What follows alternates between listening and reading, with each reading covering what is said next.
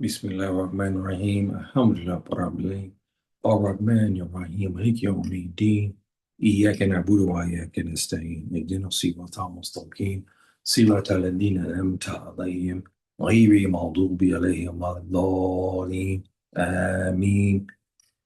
Ahlan wa sahlan bikum, my brothers and sisters. Assalamu alaikum. Rahmatullahi wa barakatuh. Fati fi din. Salamu ala mani tabahuda lewa kwani fati fi Afrika, Europa, America, Caribbean, Wakuli Makan. To my full bay community, Anjarama Jambe, Alhamdulillah Jamwali. And today I'm going to go on part 3 of a long series of dealing with Road to Abuja. And here we'll be covering 2 aspects. We'll be covering the Fatwa, the importance of how the Fatwa made the Fulani in particular into a force to be reckoned with in the Sahel. And then we'll cover the SSP. Those who've been following me know this is the special patrol that comes under the Council of 40 that our ancestor fathers used from the 1400s to the 1800s to fight against the criminal element we know as in English as Muharaba. In Arabic, we know them as Muharaba, Muharib. And here, brothers and sisters, we are starting with the prayer. Our brothers here are embarking on a mission that they're going to engage in possibly a hand-to-hand combat with a Muharaba group that they have been trailing now for a while. They found their camp is hidden inside the sand dunes behind you here. And this is a large contingency here of Arabs, of Tuareg, and the Fulani. And they are in prayer position here. You're wondering, well, look, I don't understand why they're separated this way. The commander, as you see here, is acting as the imam. He's received his fatwa, which we'll get into that a little bit more as we go and explain this process, how the Fulani perfected this process of the fatwa. And here we have our commander who is leading the prayer. You notice 2 men on the right side here, brothers and sisters. You see they're already conducting their prayers. We're in a theater like this. Theater in this military sense, meaning it's a war zone. We have a prayer in the Sunnah of the Nabi alayhi salatu wasalam. We call the Salat Kof, meaning prayer of fear, meaning you in a theater area and you have the enemy that's not far off. You do not know if you can be ambushed. So you have 2 things that you have to do here as far as strategic to protect the men. One is you'll have guards posted to make sure that the rest of the SSP can make their prayer. So these 2 here you see on the right, they're already making their prayer. They'll finish and then they'll go and stand about to watch and see for a sneak attack of some sort of ambush. And then you notice the columns are separated because if there's an ambush, if everybody is bunched together, it'd be harder for the majority of the people to escape. Therefore, you can use a couple of people to shoot rounds down range. It can kill majority of the SSP. So you separate the ranks just in case there's a ambush. They can disperse very quickly with minimum amount of people being hurt, and then they can go to engage their attackers. So this is why this is strategically like this. So as they're getting prepared now to make the Salat al-Fajr, they know they're going to be in the combat. Many may, they have their prayer right now. They may feel they're not going to come home and they'd be martyred.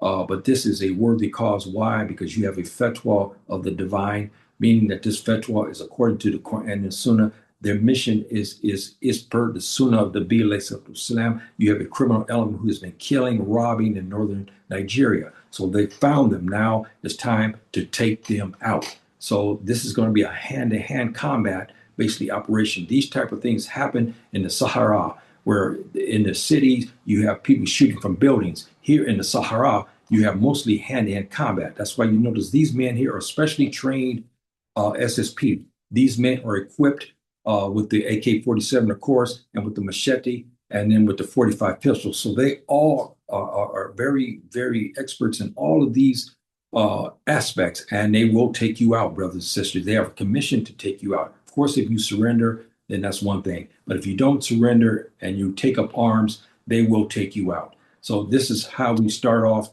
and we get you to thinking how we got to this point here. And here we go. Brothers, one of the sense, and sisters, one of the sense of the fatwa is its relationship to Tawheed. You cannot have Tawheed and a separate entity of a fatwa. The fatwa is a legal document that's written according to the Quran and Sunnah and the proofs. You come in and you ask for the fatwa to give you a legal ruling under Islamic law that allow you to do certain things, which I'll cover in my notes here shortly. And I'm trying to make the correlation, and I'm going to tie in something with the Muslims in the north and with the Mushrikeen in the south. And I'm going to show you a correlation and give you some things why this mixture don't work. And in a situation like this, where you're going to have, if the Council of 40 is ever enacted again, it's going to be a very strong a Tawheed Allah state. Bottom line, and you'll have now the restoration of the Modibo and the scholar class go back to where they were. Now they're scattered. Some talk, some don't. There's they're weak and so forth. The Council of 40 would bring that back into fruition, and I'm hoping that Subhanahu wa Ta'ala will grant our prayers and that He will allow our brothers to get established, establish the Council of 40, inshallah ta'ala bi'ifnillah. Here again, we have the Modibo. He's reading from the Quran. This is what we want in the north. We want a Dola Quran. We want a Dola Iman. These are Arabic words meaning we want a Quranic state. We want a state of faith. This is what I said in the Arabic language. And here you have the patrol, the long-range patrol. Long-range reconnaissance patrol, brothers and sisters, is these are the ones who have no borders. They can chase you all the way into Egypt. They can chase you all the way into Libya. And they'll find you, and then they will gauge you at that time. And these are part of them here. You see two men here in the blue who are the Tuareg. One is maybe an Afro-Arab, and the other one is Tuareg, and then the brother in the center is Fulani. And here they're making a dua because they're getting ready to go out on long-range patrol, and this is what good Muslims do. They make their dua and so forth and so on for the ummah, for themselves, and for their contingency to go fight the Mujrimeen, or we know them as the Muharaba. And then here we go. Now we have the most senior of all the judges here is Modibo, very highly respected. This man has the connections between the earth and the cosmos. He's expert in the Arabic language. He can speak it fluently. He understands Quranic Arabic. He can speak for full day. He understands the cosmos very, very well. He understands the earthly pulse very, very well. When you come to his chamber with a fatwa, you better be right. I mean, it better be sound according to the Quran and the Sunnah, and it has to be impeccable, or he will not sign an authorization for the fatwa. And so this is what you have. This is a system that avoids the corruption that you see in the South Abuja. Not only in Nigeria, brothers and sisters, it's everywhere now. Okay, let's face it. In the Muslim states, it's everywhere now because they're not running the Sharia anymore. So this is why here in northern Nigeria, I'm hoping to be the test case again to go back to our ancestral fathers' governance and how they ruled, and they ruled by the fatwa. And this was a very important factor. Here's a side note to this, brothers and sisters. You know, one of my favorite of all of the Mujahideen groups of all time have been the Mujahideen. You remember who they were. They were the ones who were in the Tuareg region. They got together. They went up north and began to kick butt, and they established a Dola nation, Dola Quran, and then they went into Andalus, remember, to save the Muslims in the 1000s, to save them from the Visigoths, from the Mushrikeen, and so forth and so on. They coined these terms, and Fulani, of course, is part of that, and they took from that, from those centuries before, and using the fatwa for just about everything. If you wanted to build a masjid, you got a fatwa because you always want to be in the right with the divine. You never want to be away from the divine. You always want to make sure that you're within the Quran and the Sunnah. So you get a fatwa from a governing body, from a scholar, a mufti, and so forth and so on. So this is how that works. And here is showing you in Arabic language. Here we have Fulani and the fatwa. This is just a picture made here. I have showing you kind of like how fatwa would be, except you would not have the masjid, and you would not have the Islamic scholar here in it. You would just have a written document and so forth and be signed. But I wanted to make the point again is that all fatwas are handled and rendered in the Arabic language. This is why it's imperative. Everybody in the SSP, I don't care if he's Fulani, I don't care if he's Arab, I don't care if he's Tuareg, everybody will be fluent in the Arabic language because most of all the laws come in the Arabic language. And we were very fluent from the 1400s to the 1800s. The lingua franca of our sultanates was Arabic. And then for 4D, and then, there's other dialects and so forth and so on. But I wanted to show you that the fatwa is written by the in Arabic language, and you will go from the Council of 100. You say we'll look at this in this regard. Say here, the brother here, the Tuareg here on your left, he's got a good case. Okay, he found something and he wants to get it initiated. He'll go to the Council of 100. Council 100 will verify the information very quickly. They say it's true. They'll talk to the Council of 40. The Council of 40 will see the evidence. They agree to it. Then they would bring it into his chambers for the final go. And he will then authorize a mufti or a scholar of Islam to write the fatwa. After the fatwa is written, he will present it to the Modibo here. He will look it over to make sure everything is according to the Quran and Sunnah, that the rules or laws and engagement are listed in the fatwa, and then he will sign off. And then our brother here in the left now has a legal document. He can go and kick butt, essentially, as in Black American language, go kick butt. So he can go there and start to go after the Muharaba. So now here, I got something here talking about the nature of the fatwa.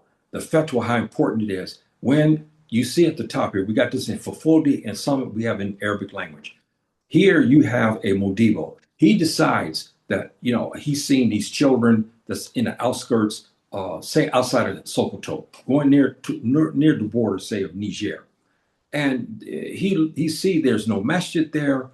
They're praying in a makeshift masjid, and the kids are not getting Islamic education. The Modibo is retired now. He's looking for Azure. He's looking for from the divine favor from Allah. If he goes to teach these young men and the village Islamic ideals and making sure that they stay within the Islamic principles and so forth. He would then go to the Council of 100. The Council of 100, even though he's a Modibo, he would still go to make sure, because he's a human being and he's fallible, but that's the system.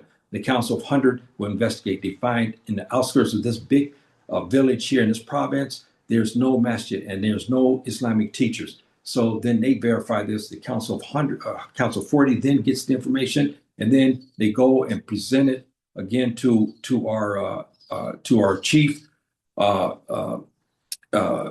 judge here, and then he will sign it, and then our esteemed Modibo then will have the masjid built, and then he will be the head of all of the scholars there in this region, and he would be teaching the young boys and so forth and so on. So you see how the system goes. Down at the bottom here, as we get ready to move on, the fatwa, we have the SSP. This is a long-range reconnaissance. They will be commissioned, because once we establish it, we'll have, as you seen me talk about this the other day in the class, we'll have the section dealing with our women, protection of our women folk. Then we'll have protection of our herds. Here you have a fatwa where they got the fatwa allowing the SSP to now guard our brothers and our cattle, because this is something that's missing today. This is why our cattle are being wrestled every single day, being stolen, and we have our herders being shot and killed, and so forth and so on. We will put an end to this madness when we have the SSP, because these brothers will be on the prowl. They'll be watching and so forth. The minute they see trouble, they'll be able to call people. And not only that, they know how to handle, because they're experts in AK-47. They're experts in hand-to-hand combat, you see here with the machete. And then they're also experts with the pistol. So this is how it goes. Now we get to it, brothers and sisters. We got the head Modibo. He's coming to the parliament down south in Abuja. He's talking to them about this case. He's talking about how they operate their business in the north, away from this mushrikeen polytheistic way of all this corruption that's going on. As the Americans, you hate this when you see the kuffar calls a Muslim and a Muslim primary Muslim government to a degree as a corrupted state. I mean, that's damning. When a kafir call you corrupted, that's bad. And that's what they call them. The Congress is calling the Nigerian a kafir, a corrupted state, meaning dola fasida in the Arabic language. Exactly what he's saying. Dola fasida, is a corrupted state. So here, the Modibo is saying, look, we broke away from your system. We're going to go by what our ancestral fathers did in the sultans. We're going to go by what Usman bin Fodio said when he was governing. No, he didn't govern. When in his jihad, we will use the Fatwa system to knock out the corruption. Here you have the Fatwa system is based upon the principles of the Sharia, guiding our community in matters of faith and jurisprudence. Here, because we need this in the north now, we have too much lawlessness. We have nobody catching these mujrimeen who are doing all this stuff. And there's many now. Now we have to clamp down. The ulama have to get together and get this Council of 40 together so we can start to get the ball rolling to protect the north. And we can't do it without going back to Tawheed Allah. It's okay for the scholars, the muftis, and the imams to talk in their separate areas of jurisdiction and talk about the Quran inside the masjid. It's good, fine. Now we have to get everybody together, talk as one voice under the Council of 40. We'll nominate and put the head Modibo as he will be the overall head of that. Then we'll have the five, prominent Modibo. These men here carry the traditions of hundreds of years. They will be able to guide the Council of 40 and the Council of 100. He will also be guiding the Amir of the what we call Bantu Maudo in the Fulfulde language, and they will the guided ones, the Great Council and Fulfulde language, and then they will have him. He would go down with some of the Modibos down south. Here he's educating the parliament, telling them how we run things, how we're going to run things in the north. We got the Sharia law. We do not want the constitutional law there enacted. Why? Because it's corrupted. We want to go back to our ancestors' rule and government. We want to emulate the Nabi alayhi salatu wasalam, and this is what he's telling them. Now he's over before the security and the military, talking about the Fatwa system. He wanted to explain to them how this system is far superior than the mushrikeen, polytheistic system of governance and law enforcement that is tearing up Nigeria today. It's corrupted, brothers and sisters. You can go to a judge. I'm not saying, please don't misunderstand me, but you can go to many judges and pay them off and they will give you a ruling. We can't do this in our system and the Fatwa system and so forth and so on. So here the head Modibo is explaining the Fatwa system as you see here as it is. And this is a beautiful system, brother and sister. It limits the amount of corruption. It gives the guidance. The whole community understands what's going on and whatnot. And now we're starting to get into some of the matters. Here is the Mufti here. The Mufti is talking to, again, Hezbollah. Hezbollah police will be different. They're a weak part of the SSP, but they are special. They are like the local policemen of a city. Their responsibility is to handle family disputes. Their responsibility is to handle if there's whorehouses or people drinking in bars, there's debauchery. That's their job. If there's a accident, that's their job to manage that. There's a dispute in a school, this is their job. Here, they have came across something, maybe it's a house or sorcery. This is big in northern Nigeria today. Sorcery is big, brothers and sisters. It's starting, and they're starting to come from the south into the north. They're bringing the demons with them, and they'll have a house there. They'll practice sorcery, and they go after Muslims with it. Here, maybe the Hezbollah have come across one of these houses. Instead of attacking it, they want to make sure they're right. They do their investigation. Council of 100 looks at it. Council of 40 agrees to it. Now they go to the Mufti. The Mufti is given the permission by the judge. He writes the fatwa, And now the fatwa is being written up in the Arabic language. Everybody can read the Arabic language. Even nobody can be in the SSP. Nobody can be Hezbollah unless they speak and read the Arabic language. Bottom line, if they cannot do it, they cannot be in the SSP, because when the fatwas are written in the Arabic language, they need to be able to read it, because they have rules of engagement there. If you cannot read the Arabic, then you're in trouble. You may do something wrong.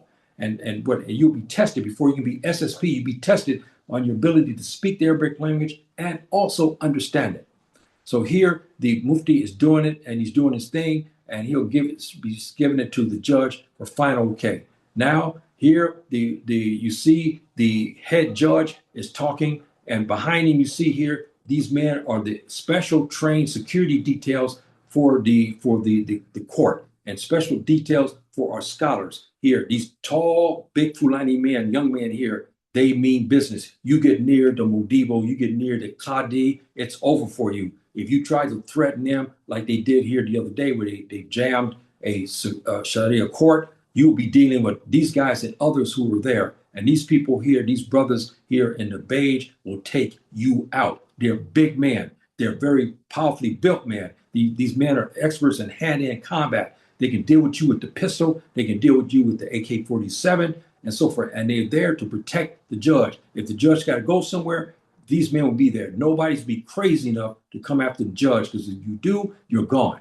Here, the head judge now is talking to the Hezbollah to go clean up the sorcery house, take it out, preserve life if you can. If they pick up arms against you, they pick up a knife against you, then you do what you have to do and you take them out. They're commissioned. If you know Omar, what he did when he was the Amir Mu'mini to the sorcerers in Sham, then you'll understand the sunnah behind this. Now, brothers and sisters, I want to give you something here. Remember I showed you the brothers were praying in the Sahara. They're about ready to go after a camp. Before they got to this area, I gave you a precursor to that. Now we have the mixed patrol, the long range reconnaissance now wants the fatwa. They want the fatwa from the judge. The Mufti has written the fatwa. All of the proofs and the guards, meaning make sure that this is not a corrupted operation. We want to make sure that the camp they are taking is not a Fulani camp. Of when they're migrating across, they wanted to make sure all the evidence is there, that this is a muharaba and so forth. So now when the Mufti wrote it up, it's just about a done deal. Now the head judge looks it over. He want to make sure that everything is right. He gets everybody that concur. Now you have the patrol inside the courthouse waiting for the fatwa. They're ready to go after these guys because they have been killing in Sokoto. They've been killing in northwest Nigeria. Now it's time for them to meet the sword themselves. Since they took the sword to northern Nigeria, now it's time to have the sword taken to them. And this is what is going to be happening here shortly as the head judge, the Qadi, looks over the fatwa, and now the brothers are ready. They're hot and ready to go after these muharaba who have been killing near Sokoto. This is what you have here, and now they're waiting for the approval. This is what we need in the North, brothers and sisters. Okay, the SSP, go back to our ancestral father. This is what they were. This is how these guys, and the Sokoto Caliphate, brothers and sisters. You need to read what happened there. And also, you should read also the Messina, because they were very closely aligned. They always talked. There was brotherhood because it's Fulani. They had this brotherhood and so forth. They had a beautiful system of patrol, and these brothers was taking people out.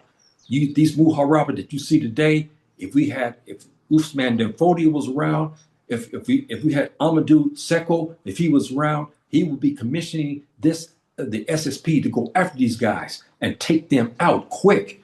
And they did do that. They eliminated the muharaba basically from the caravans, robbing, human trafficking, and also slavery in the northern region. They began to eliminate. They killed anyone who was involved in the slave trade. So here you go, and this is what they're waiting on, as you hear me say. Now, brothers and sisters, the action is about ready to begin. Our brothers here are in position to go see how beautiful the Sahara is. Why they can hide? They're in a basin of a conglomerate of sand dunes where you can easily hide thousands of people in it and you cannot see them. Maybe even sometimes if the helicopter doesn't go right over them, and even certain times of the day, and even you see the shadow comes, they can hide a whole encampment from view. That's why the Sahara is so deadly, why you get killed there from ambush if you do not understand the metaphysics of the Sahara. Each one of the long-range reconnaissance men will be tested on the metaphysics of the Sahara. We will take them out in the Sahara. We'll take them out in Savannah and in the Sahel, and we will ask them questions, and we will even maybe manufacture something. We'll manufacture air, meaning we'll have these young men who are want to be prospective SSP long-range reconnaissance. We will train them. We'll bring them in open desert like this. We'll put them in the sand dunes, and then we will create wind, and we will ask them to describe what they see because the sand dunes talk, brothers and sisters. If you understand metaphysics of the Sahara, the sand dunes speak to us. They when you look at the sand dune and suddenly you see certain type of wind, you know it's from Subhanahu wa ta'ala, everything's okay. But there's other wind that goes over and that transform over the sand dune and begins to disturb it in such a way there's human trafficking. Traffic there, meaning there's a caravan there and it's time to go check it out. Now, brothers and sisters, the other part of contingency, they get ready, they're leaving from the transition region. Now they're getting ready to go assist their brothers in the Sahara, and they'll probably get on helicopters and they're getting ready to go and deal with these Muharaba. These Muharaba that's been killing all over the place. In Niger, they've been killing in northern Nigeria. They've been robbing people. They've been stealing the Fulani cattle. They've been human trafficking our sisters. Now it's time to pay up. Now they came in with the sword, as you heard me say, in the northern Nigeria. They came in Niger and killed with the sword. They came in northern Nigeria, killed with the sword. Now they're going to deal with these brothers who will gladly engage them. Now it be be man up time. Now you came into our region here. You're supposed to be Muslim, but you killed Muslims. Now you face my sword. Exactly what these brothers be telling them as they come. Here you have Afro-Arabs. Here you have Tuareg, and you have the Fulani. All three of these are in this particular special long-range reconnaissance patrol, and they mean business, brothers and sisters. They mean business here. Most likely, when they engage this camp, most of the people in it will be dead. They'll be out because these Muharaba are vicious. They have killed. They probably go out with a blaze, and these brothers here will be gladly to take their lives. And now, brothers and sisters, they into it. This is the encampment. Now you understand why the parliament in Abuja is screaming to the north, jumping after ulama and after the north, saying, we can't find these guys. You know where they're at. Where are they hiding? How can they make all this crime in Sokoto, in the plateau region, and then disappear in the north? Now you understand, because a couple of 100 kilometers up a ways is near where the transition region ends and goes into the Sahara. You go into areas, look at this. Even some helicopters, again, will not be able to find this unless they go directly over it. Even that, they can easily pass through it because the area is not as big as you think. And in certain times of the day, and especially sunset, you won't even be able to see the encampment. Now it's time for them to pay up. They've been killing. Now the SSP, long range reconnaissance, they got their Fatwa. Now they're coming after these guys, and now they're going to deal with them. It's either you surrender or you're gone. You're liquidated. And that's the bottom line, and it's over. You see them come from all sides. They're going to take it. Here, you're going to have hand-to-hand combat, brothers and sisters, which is prevalent inside the Sahara. You have running gun battles, yeah, but mostly it's hand-to-hand combat, the way it was a long time ago. These guys also have machetes as well. So you'll have machete fights and sword fights and so forth and so on that's going to happen in this particular operation with the SSP. Again, you have Fulani, here you have Tuareg, and here you have Arabs, all working together to go after these Muharaba that's here and so forth.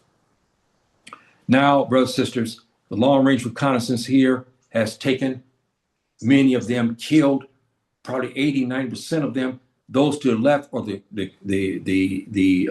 those who have been captured And then you see here, the head commander is calling, and you see at the top there, I'm sorry, I should have made this bigger. You see the helicopters from the SSP are coming into the area where they'll be transporting criminals and who's injured and so forth, and evacuating them to the rear, as we say, American military, and taking them to safety and whatnot. Those who surrender will have their lives spared. Those who took up the machete or they took up an AK-47 or other type of weapons, they will not be spared. They'll be engaged and liquidated at that spot. So this is the way it is. They came in with the sword in northern Nigeria. Now they're in their last day here, and they will be taken out by the sword, literally. And this is what you have, brothers and sisters, the aftermath. You see to your left, they got them surrounded. Those who surrender are waiting here. There's many that's dead in the camp here inside the tent who took up arms. There's a lot of death there. I didn't want to show all that because you understand what I'm talking about. And now the commander is giving the okay for the helicopters to come into the region and start to evacuate wounded and also take those who have been killed. What's most likely, if majority of the people will be Muslims, they will be buried there because we have our janazah. But in this case, they will not have a janazah because they're mushrimeen. They'll be buried there. They will not be given a funeral prayer by the Muslims. This will not be. It's forbidden for that to happen. So now, brothers and sisters, the long-range reconnaissance, their victory, they stopped a marauding, murderous band of thugs. Essentially, they were murderers through Niger. They were murderers in northern Nigeria. Now they're taken out. The commanders, 3 commanders here of the long-range patrol are now going before the Qadi again. And they're presenting their report to the Qadi to explain what happened. And you see the clapping of the hands of the Council 40 and Council 100 is sitting and clapping hands because it's a job well done. They liquidated and solved the threat that's been killing, been plaguing us in the north. And this is what it could be like, brothers and sisters, once we get this thing enacted. Once you have a clear mission and mandate under the divine. Again, listen to me good, brothers and sisters, under the divine. If you have this mission, Subhanahu wa ta'ala will grant his favor to us, like what happened with our ancestors. For 400 years, they governed that Sahel, and he stopped this badness, all this robbing and kidnapping and ravishing women, human trafficking, which is nothing no more than modern day slavery. All this stuff was going on. Each time it came up, the Sultan eliminated because we had long range patrols and so forth. And here is he's giving his report now to the Qadi, and you see the Council 40 and Council of 100, some of the members in the courthouse, plus you have some of also the long range patrol inside there to give, and they're giving their kudos to the commanders for a job well done, and so forth and so on. And this is the way it's supposed to be. You see the accountability. He gave a fatwa, and he wants to see what happened. You as the commander have to write up a document explaining to the Qadi, because it's him who authorized this under the permission of Allah. And it had to be according to the Quran and the Sunnah and so forth. Now he wants to know how the commander carried out his orders. And the commander then writes it in the Arabic language in a report.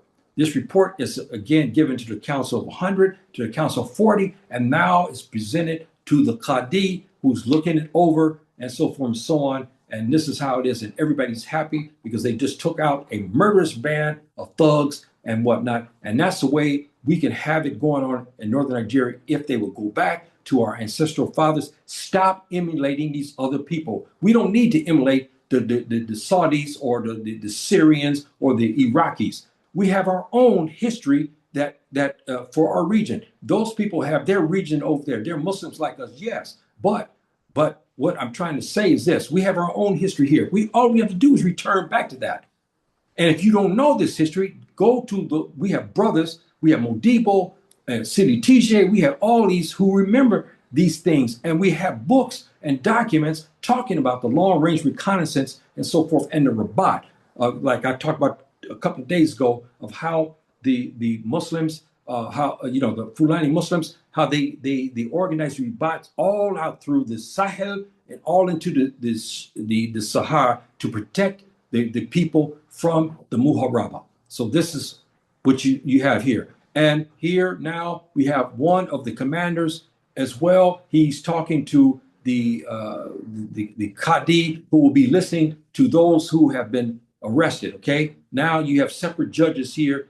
The commander, he's Tuareg. He's coming in to talk to the Qadi. Everything's in Arabic language. He's talking to the Qadi. He's got maybe, he's arrested 70, 80 of these Muharaba, these murderous thugs. They've been arrested, now they've been held. He's given a briefing to the judges on what happened in the situation. They were already briefed by the head judge, but now this is the criminal court. This is here where you have separate judges who will be listening to the evidence and also examining each of the 70 who have been captured. That's our rules under the Sharia. You just don't make a blanket indictment. You need to ask each one some questions and so forth, why he participated in this. So this is how it is. And again, the commander on the right is explaining to the judges here, the Qadi of the criminal court, not the administrative court where we had over here, the Fatwa. Here is the criminal court. And you see these Qadi here, their faces very serious. You see many, many decades of wisdom. You see the light of Allah upon them, and so forth and so on. And this is, again, how our procedures will go. Good briefing by our commander. He will talk to the judges about the situation. He will not try to persuade them. He's got the evidence. He wants to present to the judges so they know what they got. He's saying, look, we have 70 of these thugs. They are now holed up over here, and so forth and so on. And he explains the numbers and what happened in detail to them, so they'll be prepared to start a hearing right away, not 6 months later, not 7 months later, right away. And here we have a situation now. We have another case developing where the commander, he's Tuareg. He got a phone call and he's talking about a new Muharaba group that has been spotted now near in the same area. It's very close. They were hidden in other sand dunes that they didn't know about. Now the call came in and he is now looking at a map. Here, you over to the left, you have a Fulani Mujahideen who's listening to the Tuareg commander. Everything's in the Arabic language. You have the Hezbollah commander listening, because why? There's a relationship between the city and then these guys who have been robbing. Also, now he's got word for some of these SSP long range have found another Muharaba camp. They called the commander to alert him. He's there at the courthouse right now near the masjid and so forth. You see in the background, you see horses, you see SSP long range reconnaissance people standing there listening to the serious information that's coming in. They're looking at the map right now, and the Hezbollah commander is looking at the map, and you see the Fulani Mujahideen here. He's to his left, he's looking at the map, and then you got the Tuareg commander who's talking about the area where they're spotted, and then they start the whole process again to go take them out. So, brothers and sisters, this is how it is, and I welcome you, and I'm hoping that you enjoy this. You can get better understanding how it is in the life of the Fulani Muslim, why the Fulani Sultanates was so powerful and so great, because they had this system of governance, and they had a special patrol, again, the SSP, that do the bidding for Subhanahu wa ta'ala to make sure his name is remembered and that all this criminal activity is eliminated, okay? Not paid off, you cannot walk in to pay off anybody under this system. This is why the Modibo went to the south to let them know, and let them know, hey, it's over. We ain't doing that up in the north anymore. We're going to run our show up there, but we're going to let you know what we're doing, because we're going to make sure you understand. We're not here to overthrow no government, but we need protection because you have failed to protect the people in the north, which is true. You have not given us protection in the north. You have not protected our way of life in the north. You're sending people to fight us because of Tawheed Allah, and we're not going to do this anymore. We're going to establish a Council of 40. We're going to establish our own long-range patrols, and then we'll start to go after the Boko Harams and all of these others who are miscreants and whatnot. But we'll go talk to our brothers Boko Haram, because we'll talk to them. They're Muslims. We'll go talk to them, and we'll have the right people to talk to them. We're not talking about some secular Muslim. No, we'll have a Mudibo, very wise and so forth, and maybe a whole contingency of them will go to engage Boko Haram, inshallah, be in there, because they will not listen to any scholar, except those who they know, who they trust. Because there's many they've already let known in a list and communicate. They say, look, don't bring these guys over here, even though the scholars of Islam, we don't want to talk to them. They're not welcome here. So now this is a negotiation. Sheikh Gumi talked about that too. Who is going to be able to go to engage the Boko Haram? But that's another story in itself, brothers and sisters. And I wanted to cover a few notes, and now we ended here. And I wanted to get some of these notes because I wanted you guys to understand some of here we go. Some of the ins and outs of this, and the title of this is the Architecture of Fulani Power, the Fatwas Council, and the Regulation of Patrols. This is important, brothers and sisters, because when we had our power in the 1400s to the 1800s, this was in our Dola Quran, the Quranic state. Okay, this is a beautiful way of saying it, not an Islamic state, a Quranic state. The fatwa, the councils, and the regulation of patrols. This is what made us powerful. We perfected this. We perfected this, brothers and sisters. This is what gave us the power in the western to the eastern corridor.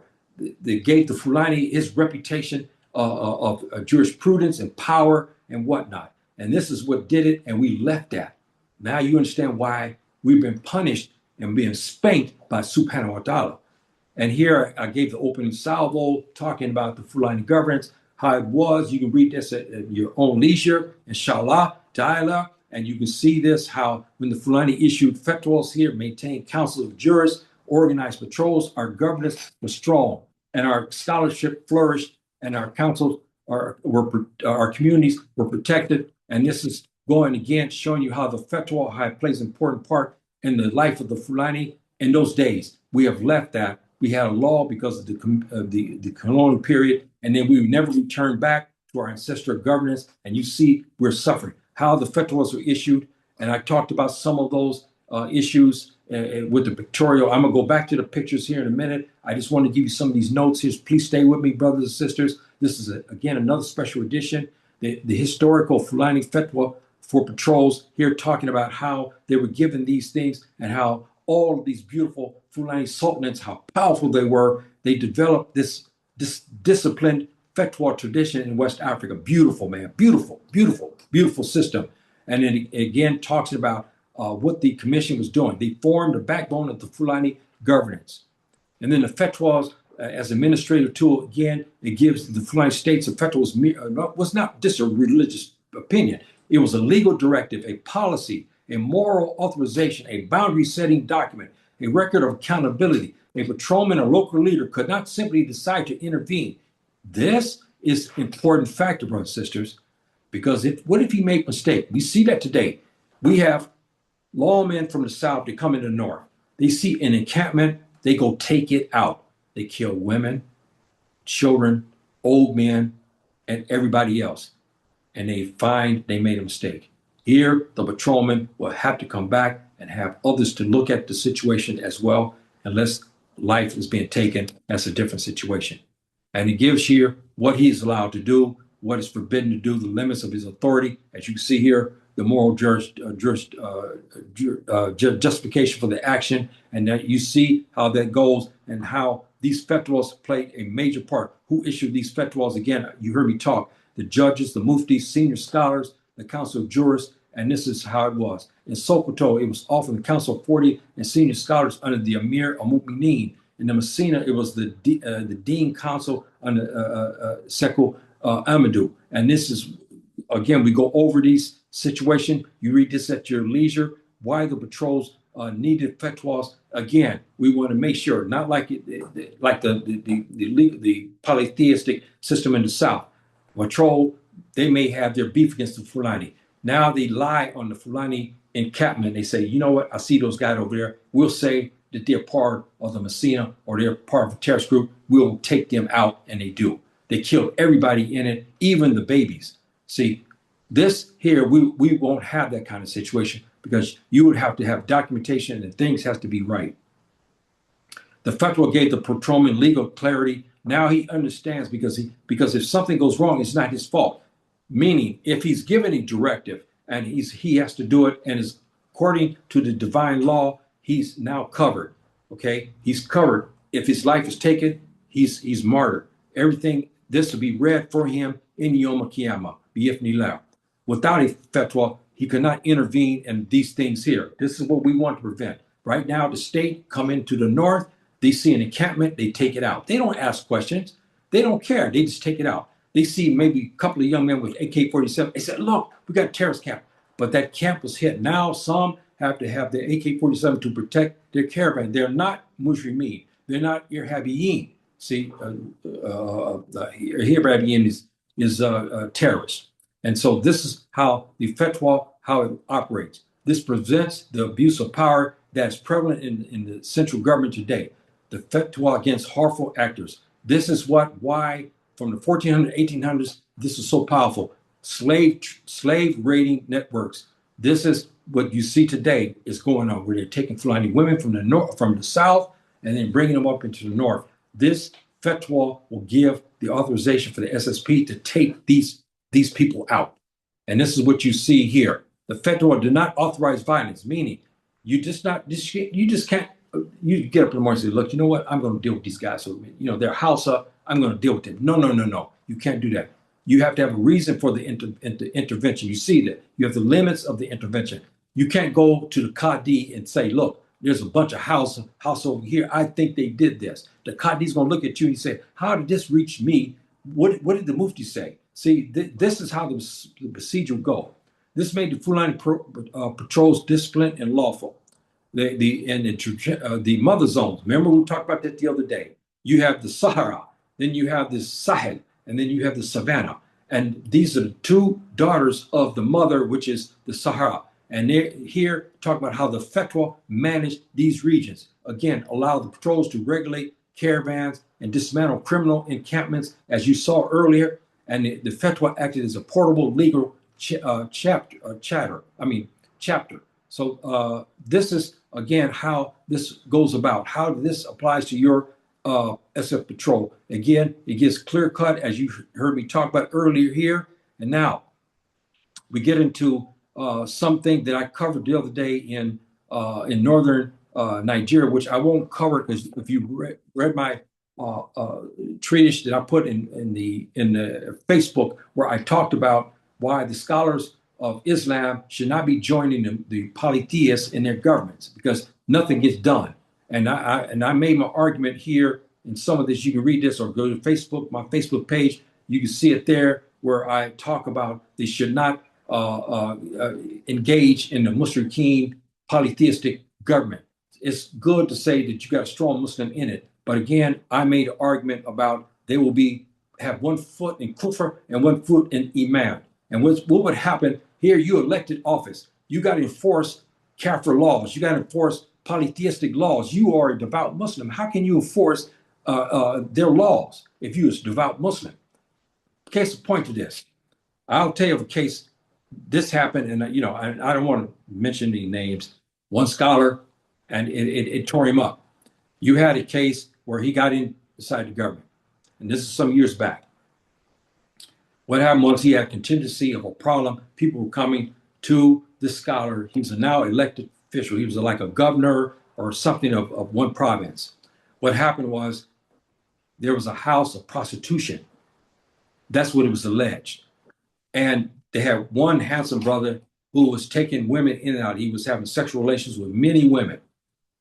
But under the Mushrikeen laws, it's okay.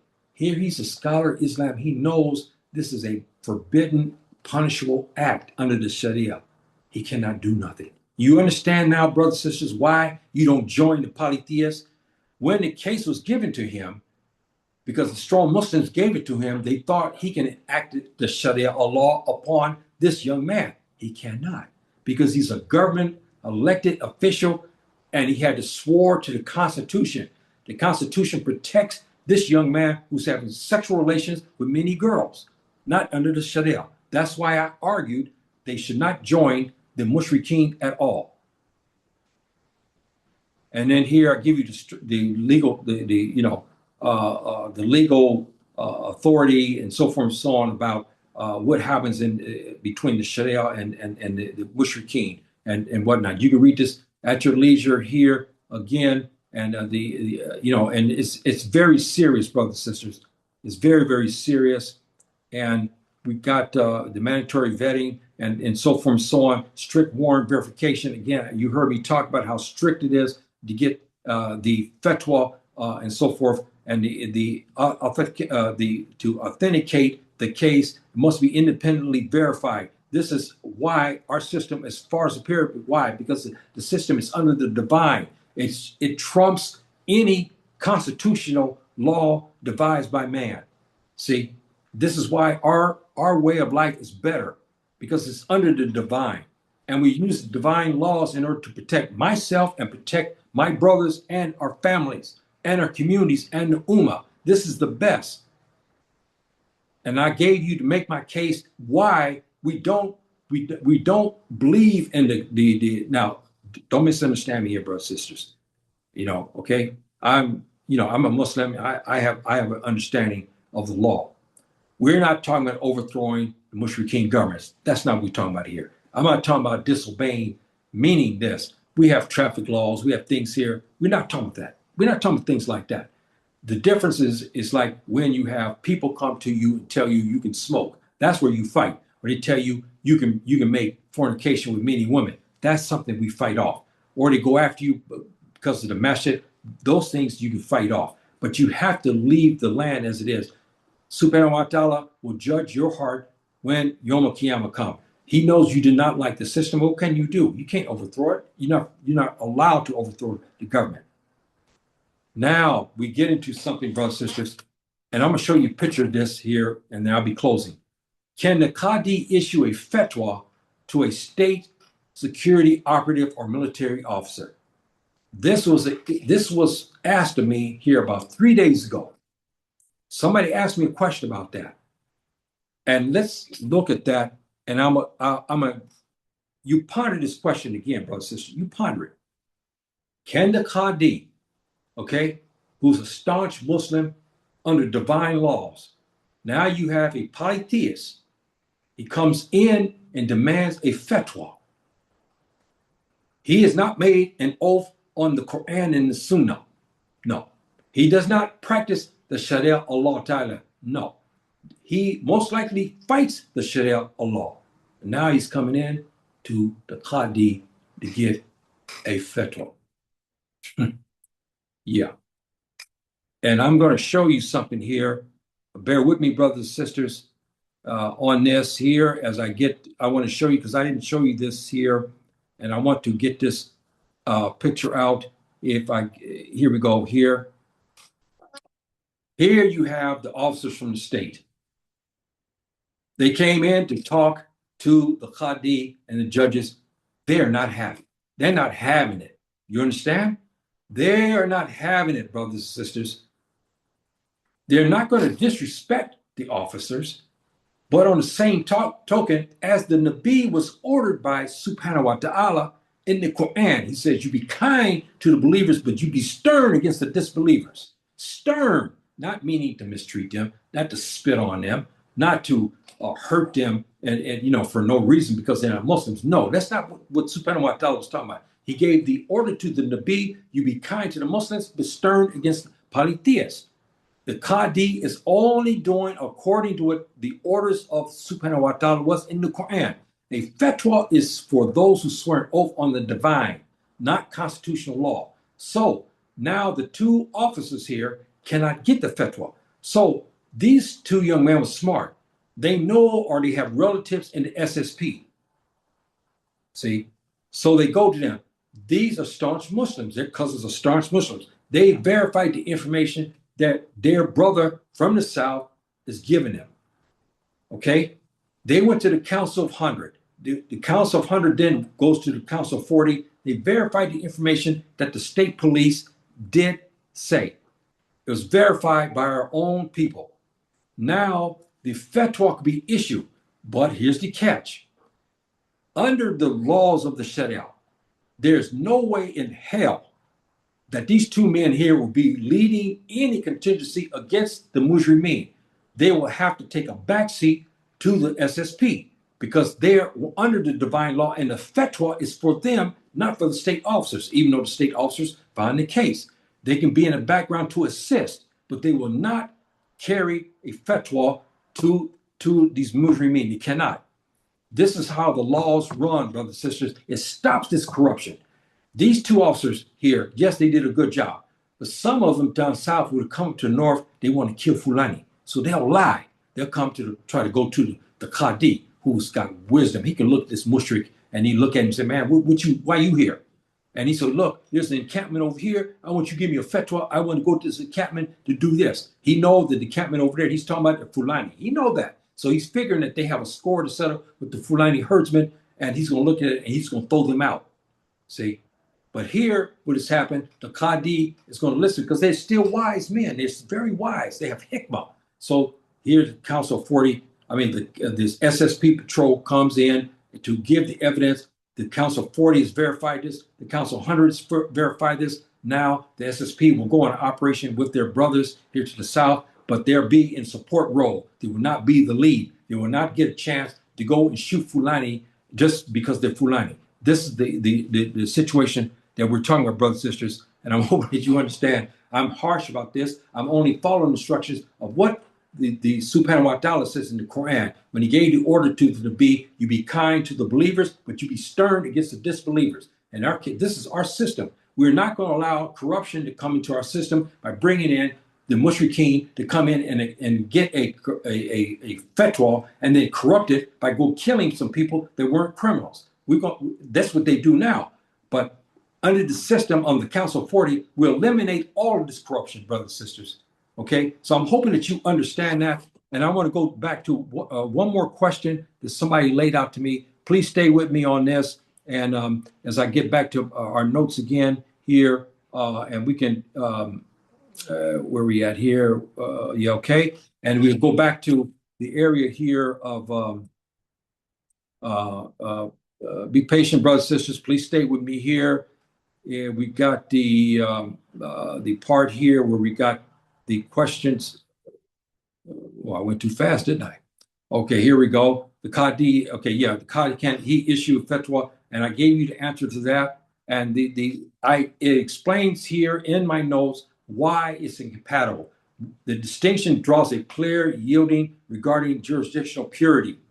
In this framework, if fatwa is not merely administrative directive, it's a legal warrant. It is sacred instrument tied directly to divine law. You understand, brothers and sisters?